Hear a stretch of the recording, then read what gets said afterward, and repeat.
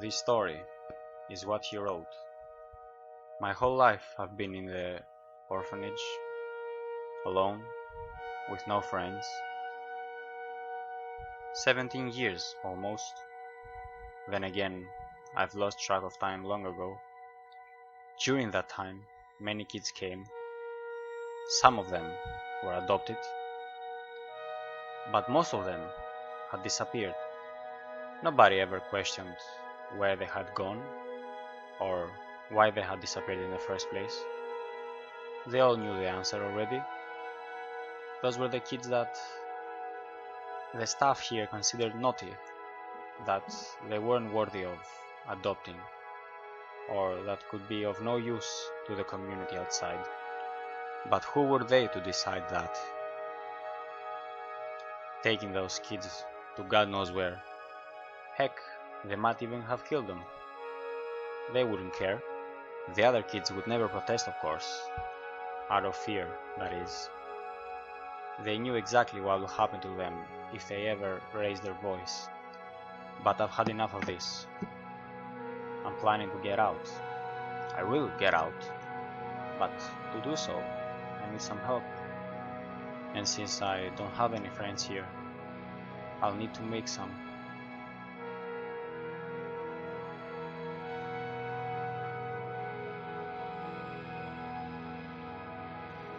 That being said, I only have 2 names in mind.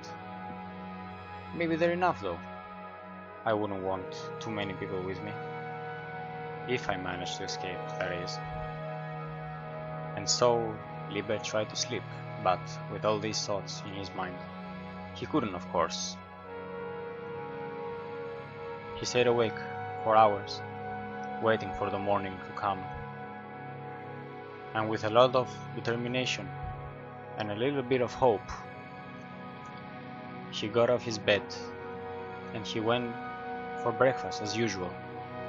But this time, instead of sitting alone, he would search for the people he would want to take with him. It was about 9 AM, and like every morning, the kids were starting to gather around in the cafeteria to eat all together. The place was pretty crowded and it was pretty noisy as well. That kind of bothered Liber, as he was a man who treasured peace above all else. But he didn't mind it today. It was as if he already knew he would manage to escape it.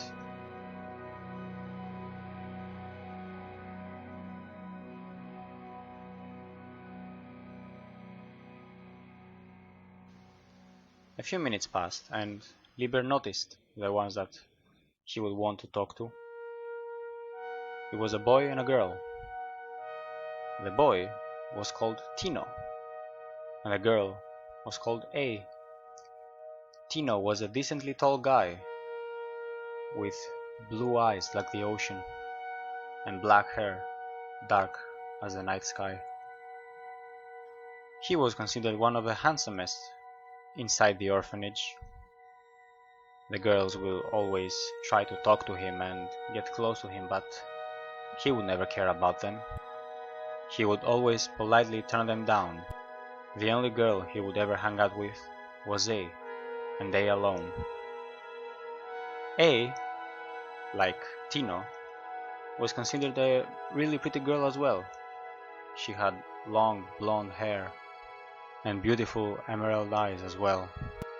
The girls envied her, and the guys would want to date her. But, as Tino, she would ignore them all and hang out just with him. Although most people thought they had a romantic relationship, they were more like brother and sister, and as such they were inseparable. If you wanted the one, you had to take the other as well. And so Liber had to convince not only one of them, but both of them.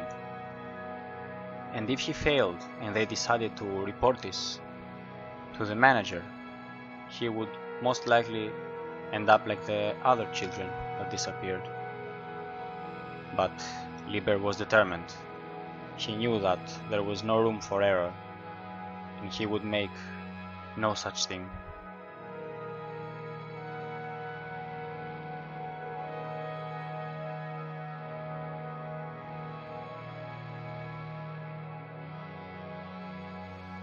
After a few minutes, Liber finally mustered the courage to go and approach them and start a conversation. As he slowly headed towards the table they were sitting, the sweat had started flowing all over his face, and by the minute he would sweat even more. Liber, of course, had practiced this speech the whole night, but as the moment came closer, he would seem to forget his words. By the time he had reached the table, he had already forgotten everything. So, as was the only logical thing to do, he improvised. "Hello guys, may I join you?" he said with his voice cracking with unease. An awkward silence followed a bit after that. That made matters even worse for him, until finally Tino broke the ice and replied. "Sure thing," he said with a smile on his face. "You can join us." At that moment, Liber let out a sigh of relief, then took a chair and sat beside Tino. 4 people were sitting in that table: Tino, A, and 2 more. It seemed like the 2 others didn't have any particular interest in Liber, so they just ignored him. And so he talked just with Tino. "Your name is Liber, right?" eagerly Tino asked. "I must admit, I'm quite surprised you approached us today. You seem to be the type that prefers to stay alone." "Oh, my bad. I didn't introduce you to the guys. This is Michael, this is Henry, and this is A. Glad to meet you. I'm Liber." Once again an awkward silence followed and got no response whatsoever from the guys, but unlike the others, A approached him and sat right next to him, just like Tino. Shaking her head, she said, "Forgive these big dumbos. They think they are all high and mighty, ignoring other people." As Tino said, "My name is A. Glad to meet you." "So, Liber," says Tino as he turns his head sadly towards him, "how did you decide to approach us today? We've been under the same roof for over 15 years.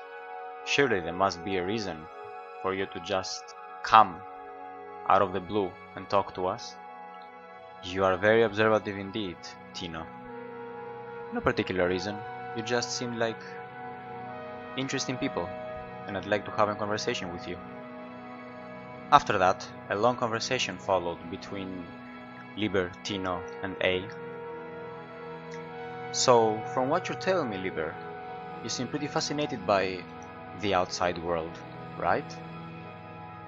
"That is right," Liber replied. "It always interested me how things were before the war." "Can't say I blame you," Tino replied once more. "I'm pretty curious myself, but as they say, curiosity kills the cat, and inside here, that's especially true. You know that if ever, and I mean ever, the manager heard you talking about it, you would be punished pretty severely. You wouldn't tell on me, Tino, would you?" Liber playfully replied. "Of course not. You don't have to worry about that. Neither me or A would ever do such thing," said Tino with a big smile on his face. "Other people, on the other hand, maybe would, so I suggest you be careful." That moment, Tino was staring Liber pretty intensely in his eyes. It was as if he was testing his resolve.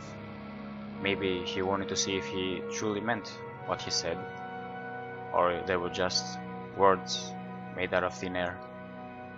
Regardless, the bell rang at that moment, and that signaled that the breakfast was over. And so the kids stood up and they dispersed, each and every one going to their rooms.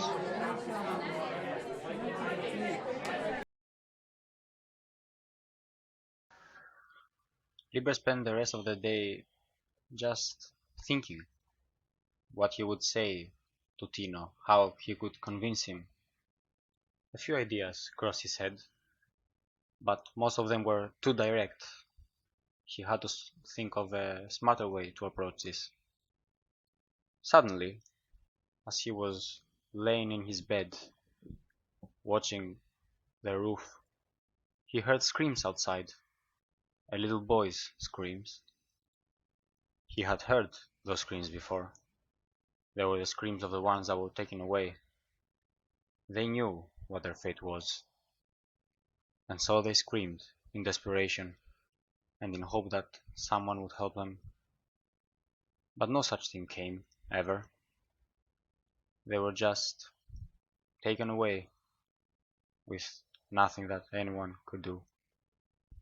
Even though Liber didn't want to see this, a curiosity took him out of his bed and to the door.